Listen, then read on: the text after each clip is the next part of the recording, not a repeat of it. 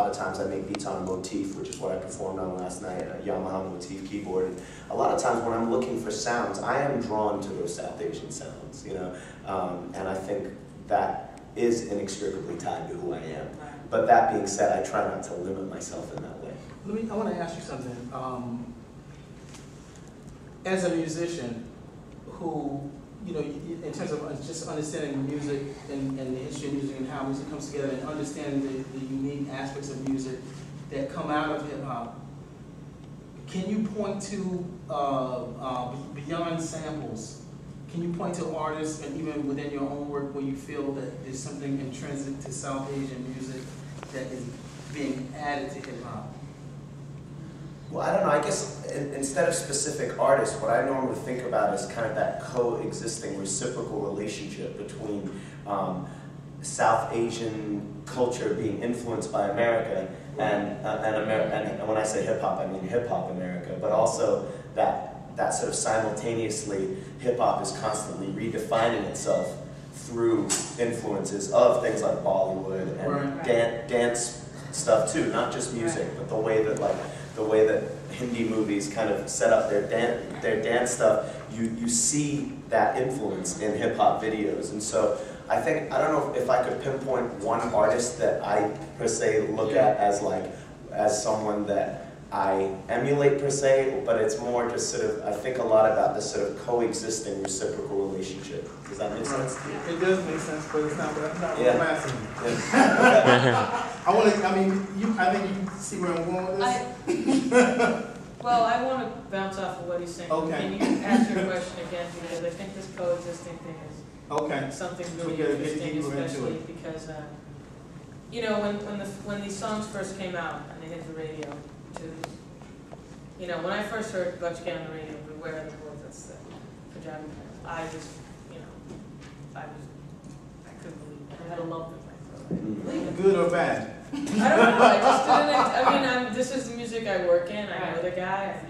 You know, and I just did not think Hot 97 would put it on the radio. Yeah. They did. I didn't think they'd play it with, you know, Loved Into Us singing, you know, in hardcore Punjabi, the language that I grew up listening to.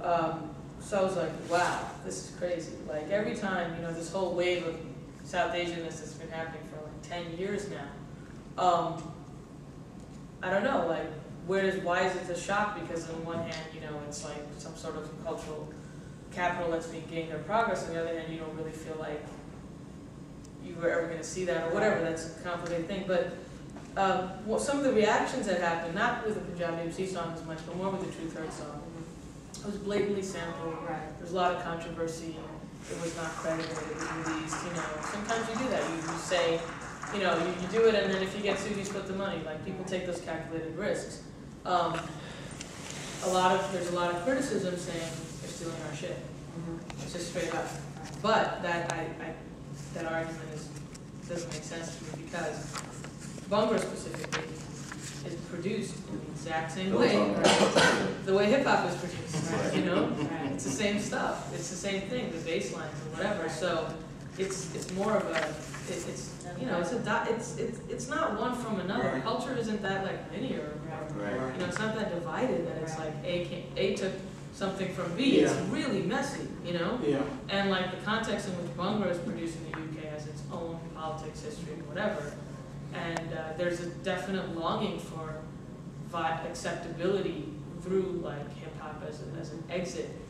I mean, last year, all these Bhangra producers, yo, we want to do a collabo. Can you get us our song?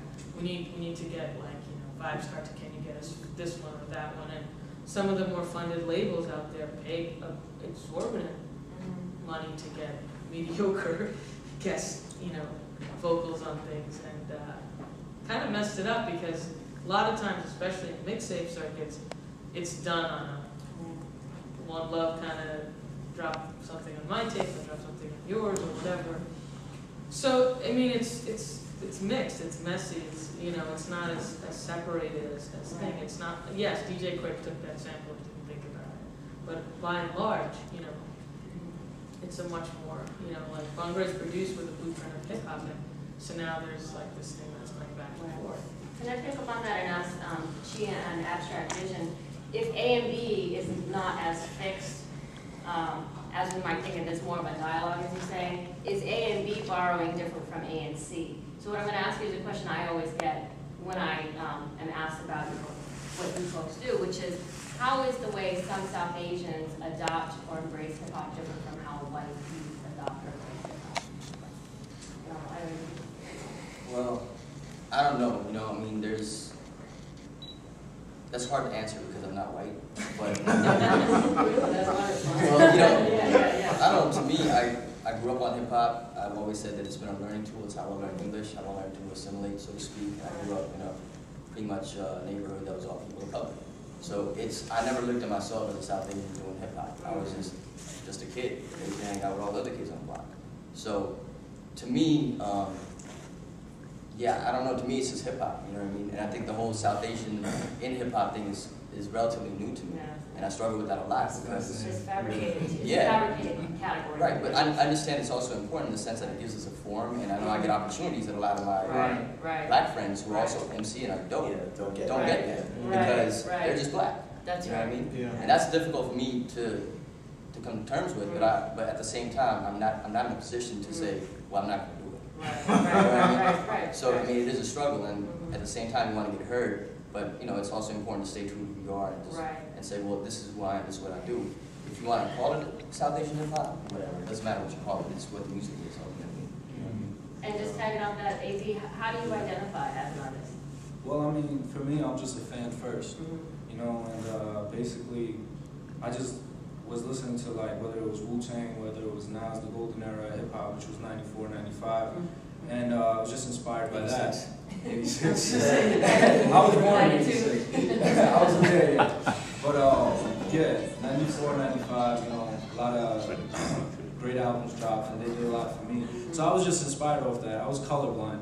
And basically, you know, the title of being a South Asian artist or being a white artist, man, I'm just an MC. That's what I do. You know what I'm saying? As simple as that. That's it. I want to come back to this thing because I don't know if I like the direction that you both took it in, but it wasn't really what I was asking. I mean, like, I think that there are various camps that discuss hip hop in different ways, right? There are people who talk about the lyrics and the lyrical content. There are people who talk about culture. There are people who talk about it as an art form in general. But then there's a musical conversation, right? So when we think about the entry of Public Enemy, for example, into hip hop, and Public Enemy bringing in all these new kind of musical elements and stretching the music beyond what it had been. What is the I'm trying to think of the artist. It escapes me right now. But I mean, I guess what I'm asking is, let's say we were having this conversation with a Stanley Crouch, who's a jazz music critic, right? He would talk about the way music is used and done differently. And so I'm not a music critic like that. You know what I'm saying? But I find that to be an interesting part of the conversation. And as a person who is a musician, I'm curious just if that's something that you've thought about. So I'm still not totally You're not following what I'm clear. saying. I'm not totally clear where you're going with it. So you're wondering if I'm understanding you correctly. I think I'm missing it here, but you're wondering, like, do I follow the way that hip hop changes sort of musically and the role of culture in that process?